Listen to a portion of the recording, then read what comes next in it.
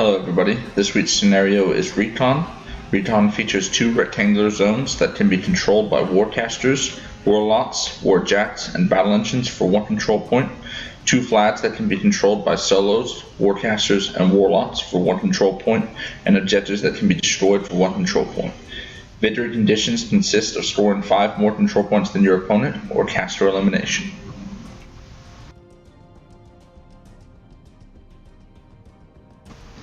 Hey everybody, it's GG Will again. This time I played Crew to the Stormlord, Menoth, 2 Wold Wardens, 2 Wold Weirds, a Celestial Fulcrum, some Shifting Stones, 2 units of Sentry Stone and Mannequins, a couple Blackstone Stone Shapers, and a couple Dallas Grove. I really enjoy this list, has a lot of scenario presence. TK is a very powerful spell along with his feat that allow me to push models around the board. Just a very strong caster, and I very much enjoy the list.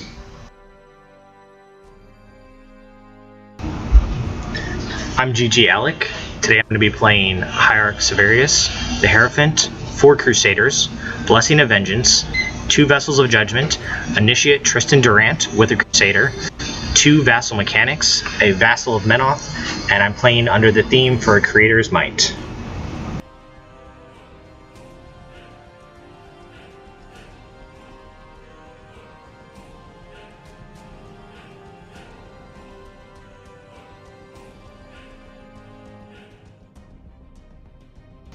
So I won the role to go first, guys. I'm going to do a very simple deployment here. I'm going to have the battle engine to the right and 2 heavies to the left, including Metalith, 1 heavy to the right, central placement of my caster, and my Wold Weird Stone to the right.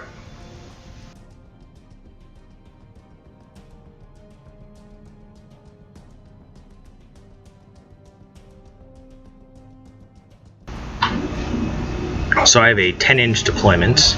I'm going to be deploying both of my Vessels of Judgment on the far left side of the map.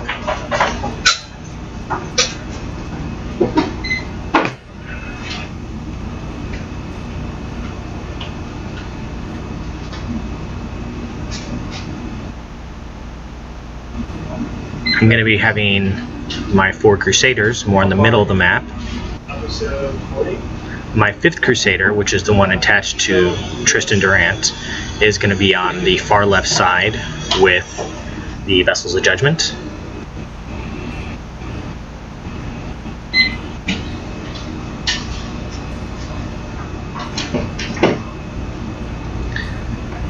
So I'm going to have Sevi behind Blessing.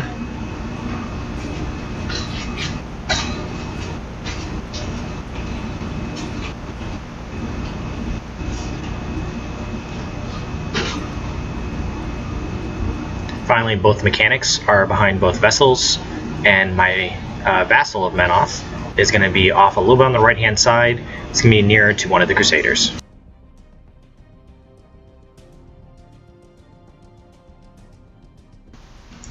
So one of the things I really like about this list is it has so much advanced deployment.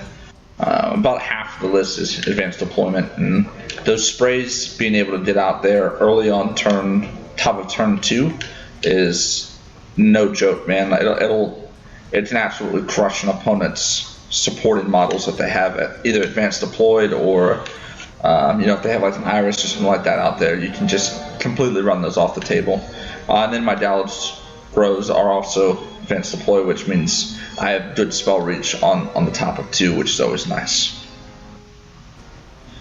So I have 1 unit of Sentry Stones and Mannequins to the top, 1 to the bottom.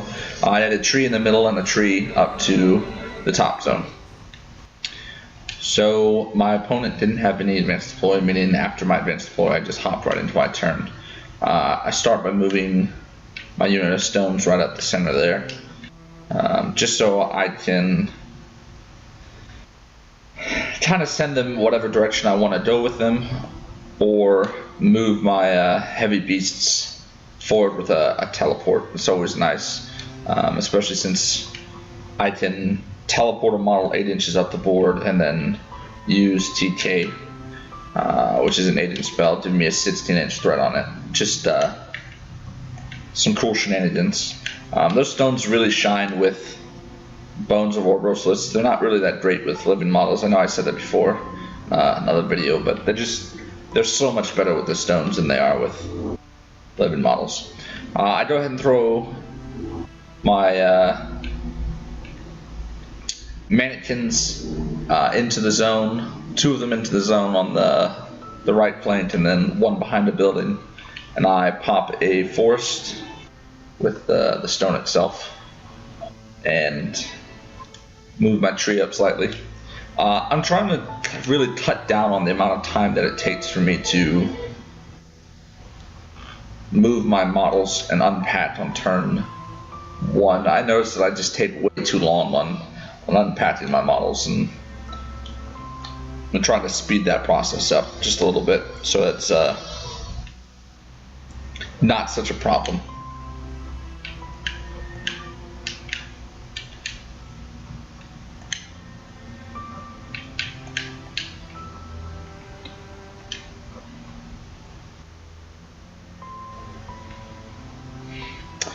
So I just run Menoth up here. I want to make sure that I'm aggressive enough on turn 1 that my models are going to be able to do what they need to next turn, but also not so aggressive that I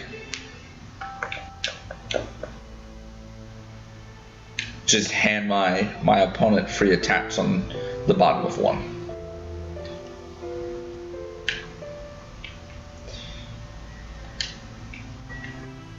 I'll go ahead and teleport that tree up behind the obstruction in the center of the board so he can't see it, and just shoot it off the table.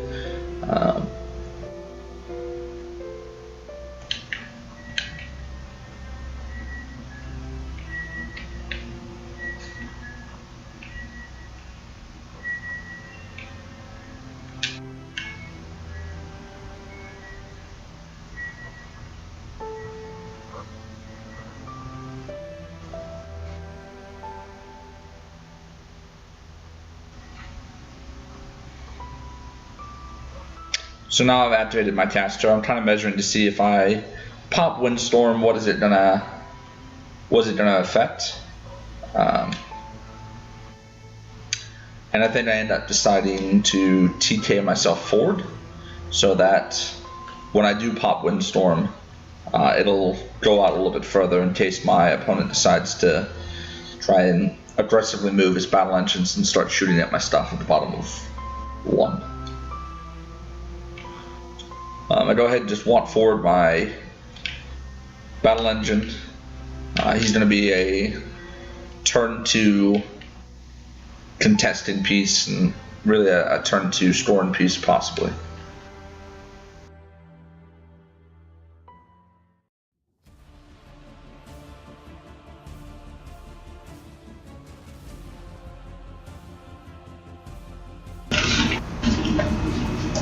So what I'm going to obviously do is first power up my jacks. Because of my theme, my upkeeps are going to be starting. So Fortify is going to start on the Crusader that's attached to Tristan Durant. Blessing of Vengeance is going to start with Arcane Ward, and I actually keep Creator's Wrath on Sevi, even though I'm not going to upkeep that for turn 2. So what I'm doing is measuring just to see exactly for threat range for his forces. I'm going to move up the first vessel, so he's going to just walk up 4 inches. I have to move some of the terrain out of the way so I can get it. So as it moves up, I see I don't have shots with it. Then I'm going to move up the second one.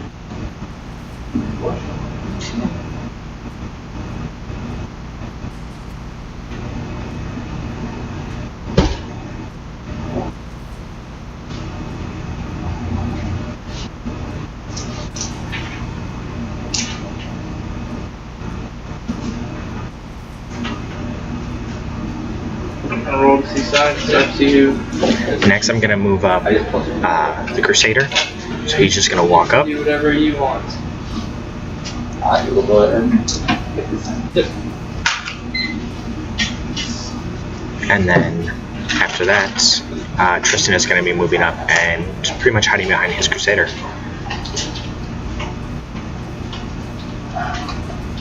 This is dude spam versus dude spam.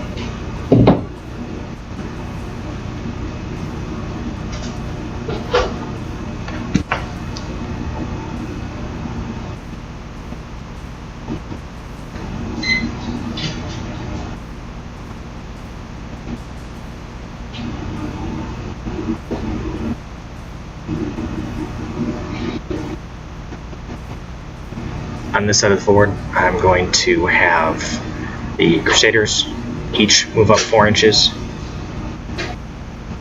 I'm sorry, I'm gonna have them each walk up 4 inches. Now the reason I'm not running this first turn is because I didn't put out the focus, and I wanted to make sure that I have ocular vision, or the ability to trigger ocular vision in case anything comes in, charging, attacking, or any type of damage comes in. I probably should have just put an extra focus on out because I camped so much on Civi, and then I would have actually played a little bit more aggressively and ran them up. Finally, Blessing of Vengeance is going to walk up.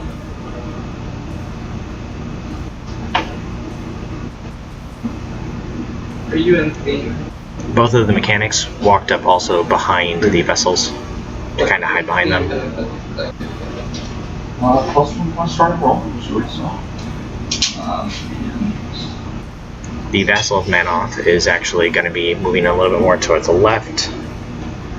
Then I'm going to activate my Hierophant. He's going to move up. He's going to then turn slightly so he can see Sevi, and he's going to do Harmonious Exaltation on Severus. Okay.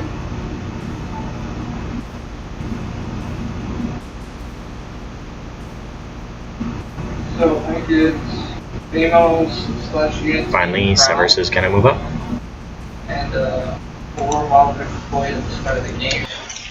So at this point, my opponent has moved up, but not very aggressively, and he's got some spells that are hanging out on the board, which is really good for my little Wold Weirds because, man, those guys really kicked it up a notch whenever they can use that Purgation ability. So I'm kind of just trying to figure out what I want to do with my turn real quick. And I see that my Wold Weirds are in range of his character Light there. And I'm not sure if I'm going to be able to kill it, but I definitely want to damage it. That character is just such a good model under Sevi 2.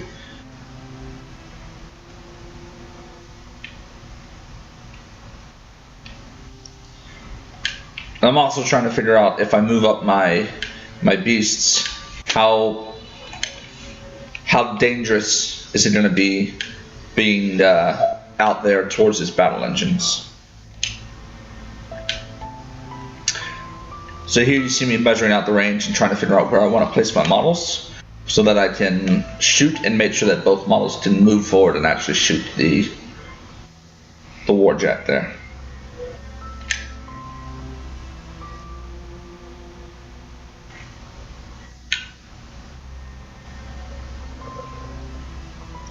So I moved the first one forward, and I think his defense sits 15.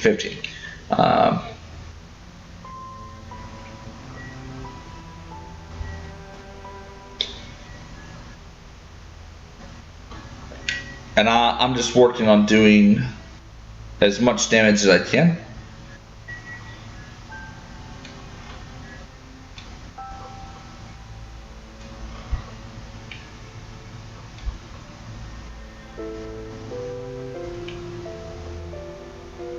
Oh, I'm sorry, his defense is 14, so I needed 8s to hit.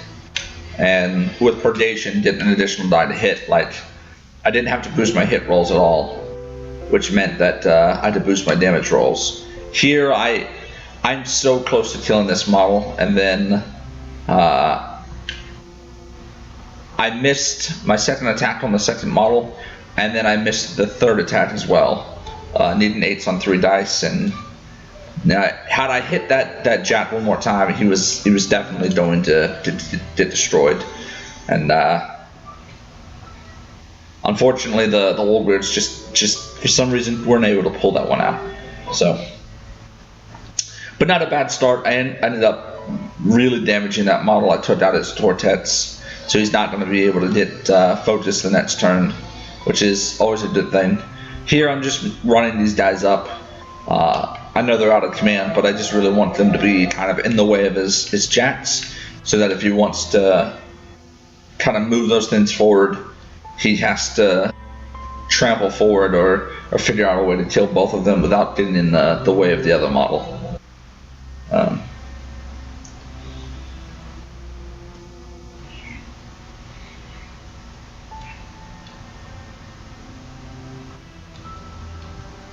So technically here I did an illegal move. I put down 3 measuring tools. I forgot about the one that I put up by the 2 war jets there. My mistake. I think you're limited to 2. It actually just might be two markers, but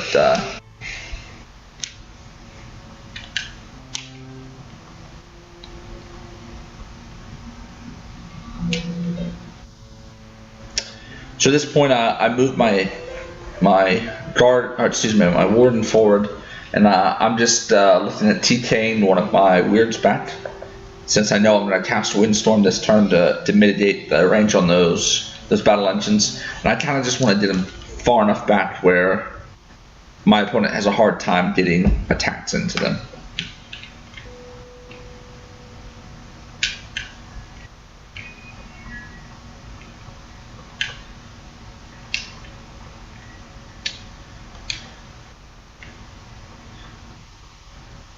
So I moved the one on the right back with my warden there, and then with my caster, I'm going to go ahead and TK the other one back 2 inches and cast Windstorm.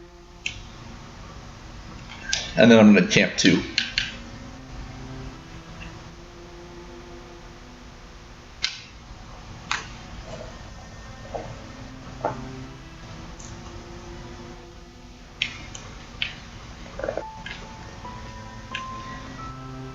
My warden there is just going to walk forward, not going to do anything special.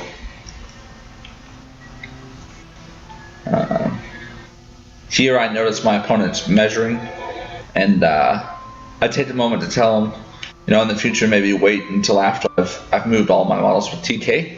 I always like to play games where, if I can give a pointer to an opponent, I like to give pointers to the opponent, just because it makes the game more exciting when it's more challenging for me. So I told him, maybe wait until I moved Medlith or activated Medlith. That way, if I see that I'm in range of your charges or in range of one of your attacks, I can't see that and fix that mistake by TKing my model back or something like that. So I moved my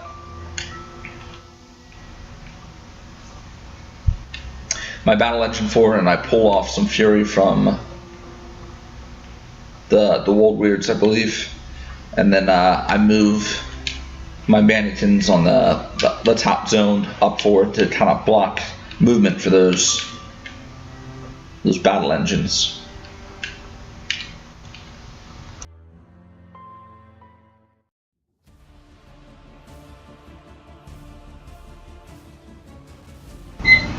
For my second turn, after powering up the jacks, I'm not going to upkeep Creator's Wrath. I am going to upkeep Arcane Ward as well as Fortify. And what I'm now going to do is I'm going to just see and ask him a couple questions on his movement. I'm going to then look at, measure exactly what's going on with the distance between him and my Crusaders.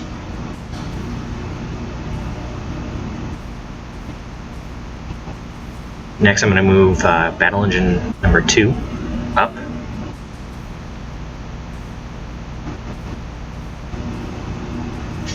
And then I'm going to do Eruption of Faith. So it's going to cost me 1 point to do the Eruption. So it's going to then just go and it's going to damage things that are within 2 inches of him. And it has, if it doesn't kill it, it has the option to then push it back 4 inches. So after we measure, Will's going to remove his models.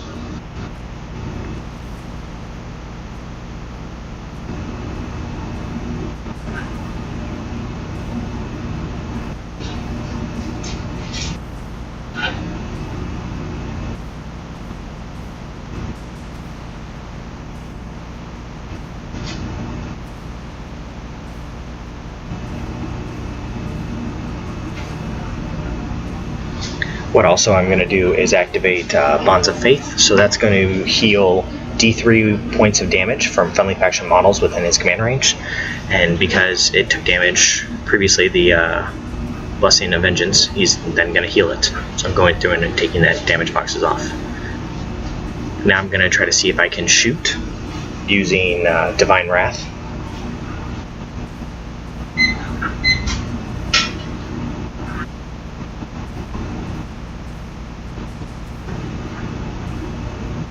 Next I'm going to take my second Vessel of Judgment. And right now I'm just seeing if I can move and get it in for the shot. That's what I'm specifically measuring. I have to move it around my other vessel. Because the vessels have Pathfinder, I don't necessarily have to worry about it.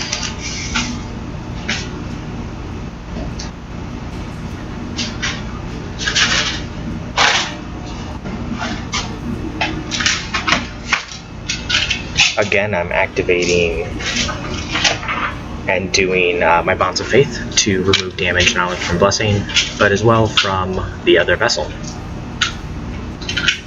Again, it's only going to cost me 1 point.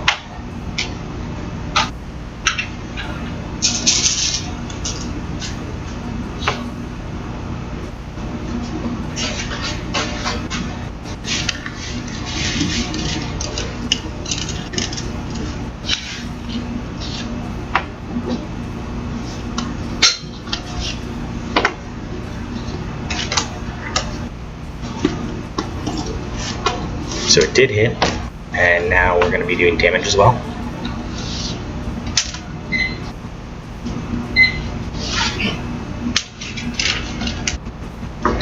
Now with the gun on this, which is the Divine Wrath, it has Admonisher, so when an enemy model is directly hit with an attack from this weapon, the nearest D3 enemy models within 4 inches are going to suffer a POW 10 magical damage roll.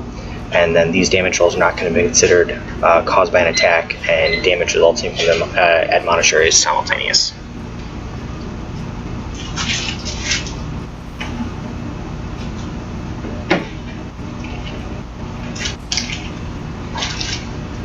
And it also has Reload 1.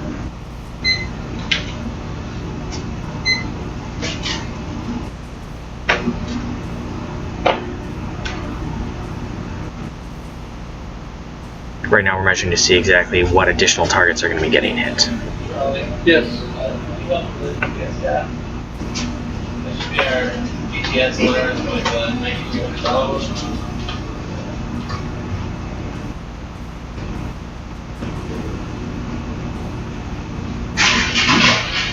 So I do the reload, and I get the next shot going in.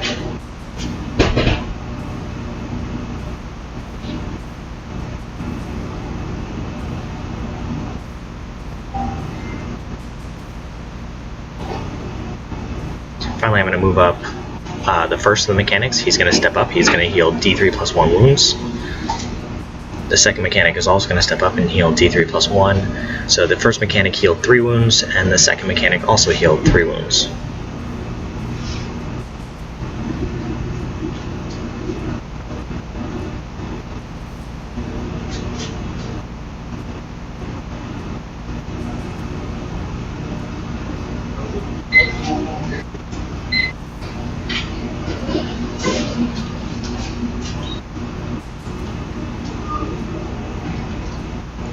Right now I'm checking to see distances and such. I'm trying to see if I can possibly get an arc node range and start cashing ashes to ashes through Blessing of Vengeance.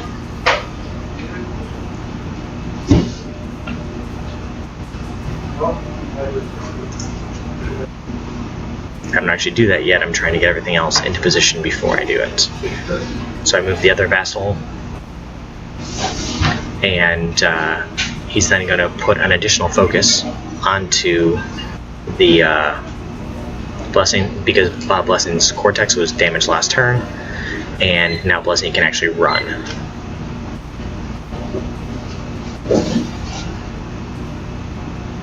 So Blessing is going to run. He can, since he is speed 5, he can run up to 10 inches. So I'm running just inside so I can see him. And then after I'm done, I'm just gonna, you know, finish the turn with Blessing.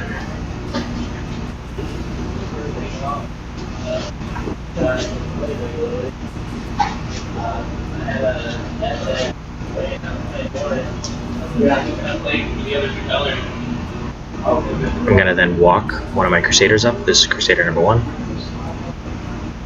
I'm sorry, this is Crusader number 2.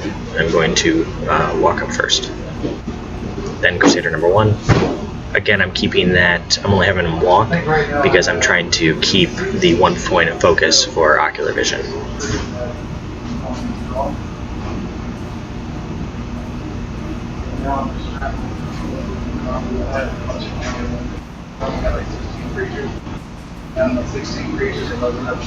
Same thing, I'm going to have him walk up and he's going to attempt to swing. I'm trying to make sure that he is in the ability to swing at both the left and the right target.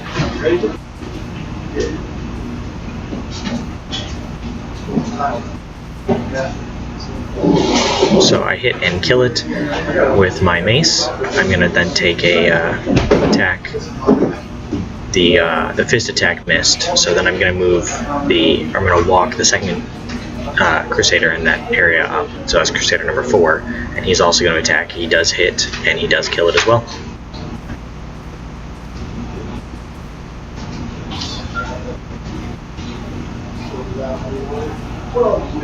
So I also moved my Hierophant again and did Harmonious Exaltation back on Severus.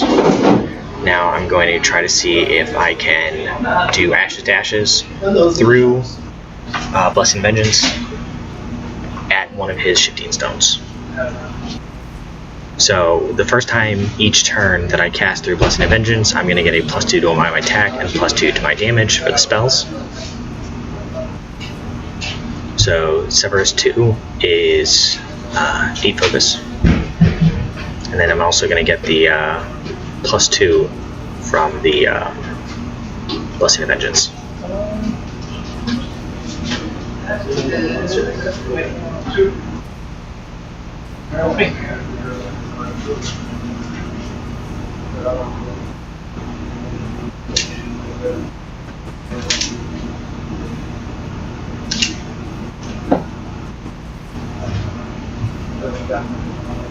So it does hit, and the Shifting Stone is removed. And then I believe it's going to hit 1 additional target, because Ashes to Ashes is going to hit the target, plus D3 additional targets.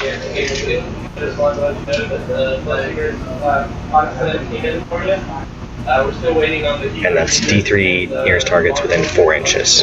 They're going to suffer a POW 10. Now, because this is the first time going through, it's actually a POW 12, because it's the first time I'm arcing through Blessing. Next, I'm going to turn and attempt to do it against his second set.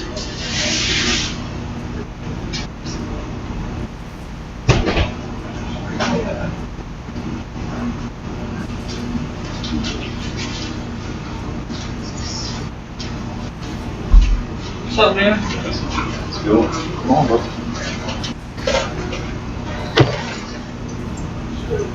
What, you're studying or watching a game? Next, I'm going to be moving up my Crusader that is attached to Tristan Durant. And then after he walks up, I'm going to then move up Tristan. I'm going to hide Tristan behind the Crusader. I made sure that the Crusader is actually towing that zone so that I can test.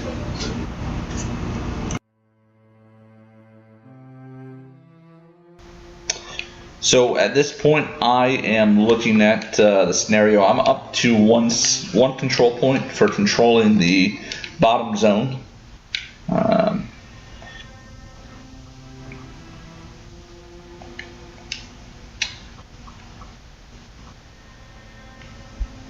And I am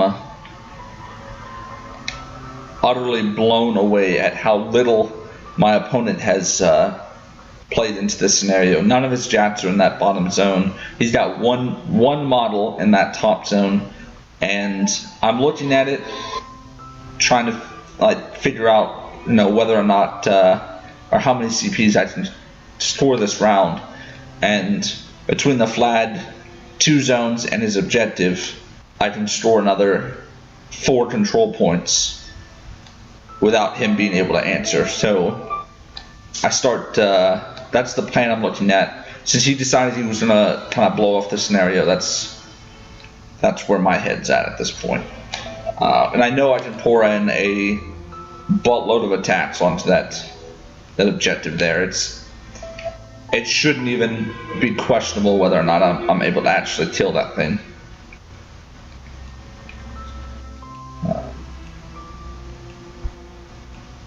So here I just place my mannequins and make sure that I get my fury for my stones.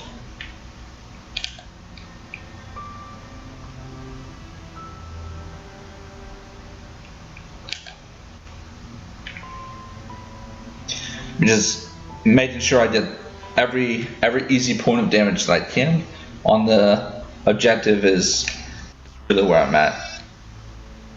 Because that's the only thing that's really up in the air about whether or not I will be able to actually store the CPs necessarily in order to win this game. Because I can just move my caster over to the Flad, touch the Flad, and I'm going to store a point there. I just have to TK his 1 Warjack in the top zone, and I'm going to store CP there, just out of virtue of having a battle engine and a war beast there. And then the top zone I'm already storing, or excuse me, the bottom zone I'm already storing.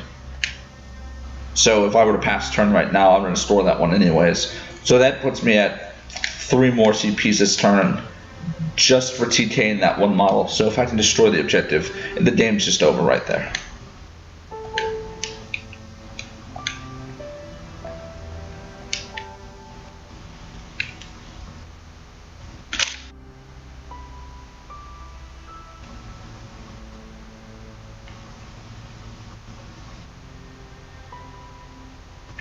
And at this point, I'm just trying to take my time, not worry about the clock, and just make sure that I get this right, because I'm so confident that if I play this right, I'm gonna absolutely have no problems with winning this objective.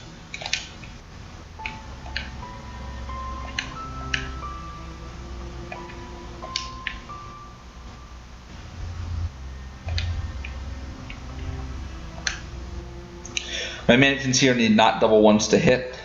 I'm boosting damage. I put a couple points of damage on the objective with these guys. Nothing crazy because they're dice off of, I think, 8 on damage. Just end up rolling decent, get a couple points between the 2 of them.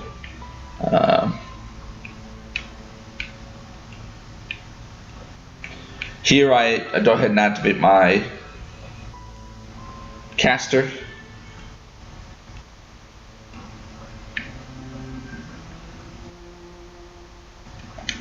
I sling a TK through my Gallows Grove up top to get that Warjack out of the zone. And one of my Wold Weirds here is a little damaged, so I want to try to get a TK off on him, pull him back, and let one of my Stone Shapers walk forward and repair him. That way he's gonna be able to shoot that objective and really light it up. It dice off sits on those guys. They pretty much auto hit unless I roll level 1s. Rate of fire 3 shots. I can boost damage on 2 of them. They should do some pretty decent damage between the 2 of them.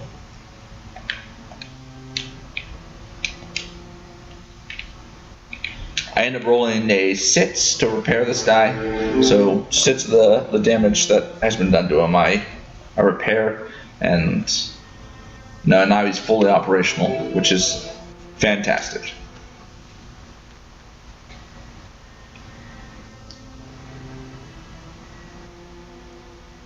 So I go ahead and activate the other weird and move him forward, start shooting at the objective, and I think I'm really spiking my damage rolls here, and I think I believe after the second shot I end up just killing the objective outright. I I get my second control point, and then I tell my opponent that if I pass turn right now, that I'll score 3 points, and that'll be game. We talk about it for a second, and he realizes that I'm right, and we go ahead and call the game. So I'm glad to get a circle victory on the channel. It feels a little bit cheap just because my opponent did not play the scenario as hard as he could have, but you know, I think you learned a lesson from that. I definitely enjoyed the game, and being able to control the scenario to win the game was really good. That was my plan from the start. He just made it a little bit easier. So I hope you guys enjoyed the game. I had a lot of fun, and hopefully I can bring you some more circle victories in the future. Alright, so my afterthoughts for this is I just really needed to play a little bit more aggressively, so I think running first turn would have actually got me in position so I could have walked second with the battle engines, as well as if I put extra focus out on my Crusaders first turn, and I think I would have just been able to hold the zones better and not have to worry about it as much.